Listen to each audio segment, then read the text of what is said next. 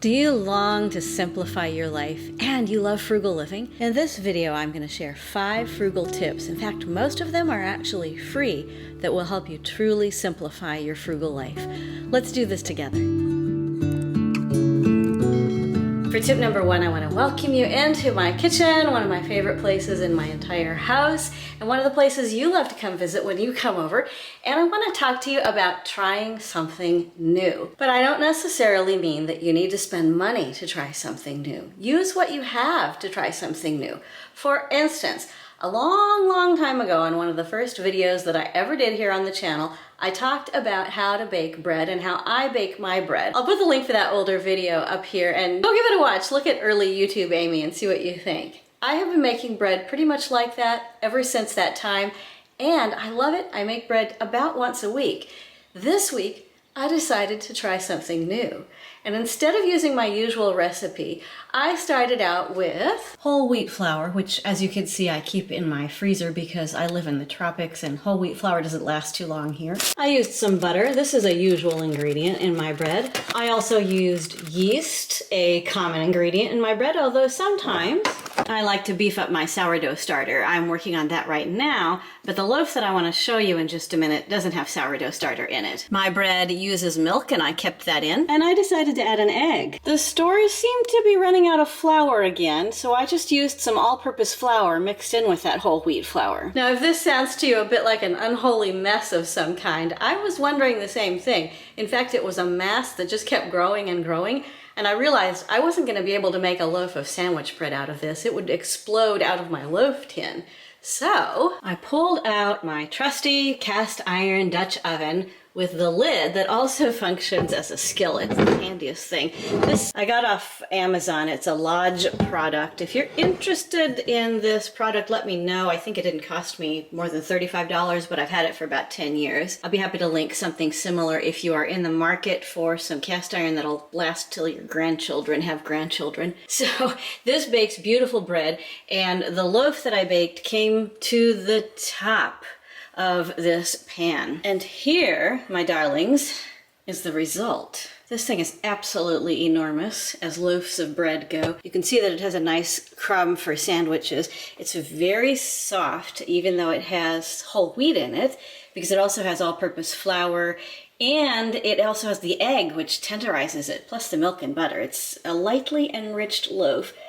It actually came out really delicious, and I don't know if you can tell here exactly how huge it is, but it is just the size of that cast iron Dutch oven, and I think we're going to enjoy it very much. I was able to make this loaf using ingredients I had at home, trying something new, just riffing on an old recipe really. It was like jazz. It was really fun, and we're already loving the results in my house, and I think we're going to love it for some time to come. So I want you to try something new with what you have in the house too. By the way, if you would like to try something new that's also going to be new for me, I want to invite you to my first ever frugal living class. It's going to happen in the month of February, and it's very simple and it's very frugal. There will be 4 classes during the month of February. We will arrange the classes according to the schedule and convenience of the participants. We'll meet once a week for 40 minutes over Zoom, and each of these 4 40-minute classes will include class discussion, homework, questions from me, questions from you, goals and plans that we are setting for ourselves for our frugal living, and things that we can actually achieve within that month together. Most importantly, we're going to have a very small community, groups of no more than 5 or 8 people, so that you get to really know your classmates. The cost of the entire class is just $40. If you're interested in joining this class, send me an email to hello@thefrugaldiaries.com. This does not commit you. You're not signing up. You're just sending me an email letting me know that you're interested, and then I'll send you all of the details. I would love to have you in the February Frugal class. Number 2 goes to my particular word and phrase of the year. My phrase for the year is declutter and decorate, and the declutter part is my second recommendation to you and to myself. But I want us to take 2022 and declutter in stages and not try to do it all at once. I have actually heard from several of you that this is something that you're going to be doing this year. Some of you actually call it purging, meaning that you're going to just go through your house and get rid of a whole bunch of stuff. Some of you call it decluttering. Kate Caden recently did a video where she talked about de-owning. I know a lot of you have watched that video and you may be thinking of it in those terms. Whatever you call it, I would like to ask you to do it in stages. You may recall that in a recent video, I showed you a big pile of stuff that was sitting in my garage, which as soon as I got done recording the video that day, I actually loaded up the car. It was full to the brim and I took it to Goodwill. I forgot to get video of that, but I can promise you it was absolutely full. And that's a Honda CR-V, so it can hold a whole lot of stuff. Now I have plenty more to declutter. And I would like to show you what's coming next because I do want to do this in stages and I want to take you along with me.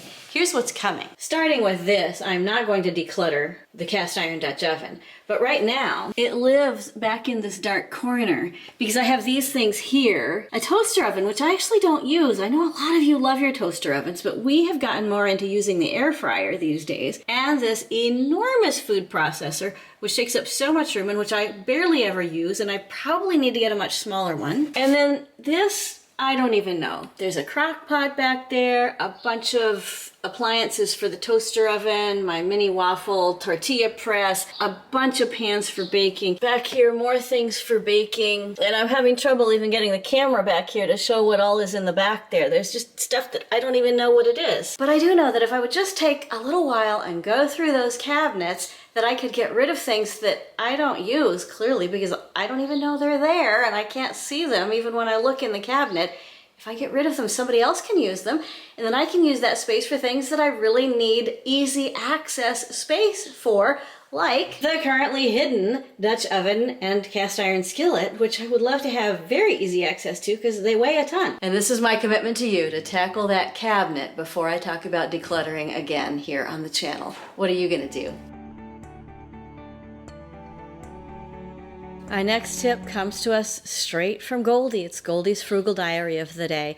And as usual, she shares her wisdom with us and tells us to slow down. Over the last couple of years, most of us have been moving very quickly and with a great deal of anxiety in at least one area of our lives. Just as I'm saying this, you are thinking of the things that have changed in your life that you wish hadn't changed, the losses that you have endured, the things that you've had to move quickly so that you can adjust to a new and unpleasant reality, or even possibly a new and pleasant reality. And I'm asking you, and Goldie is asking you, to slow down, take a deep breath. Remember, my singing teacher tip for taking a deep breath is simply open your mouth, stick out your stomach, feel the air rush in, and then exhale and bring your abs in and up. And do that again as many times as you need to feel the calm wash over you.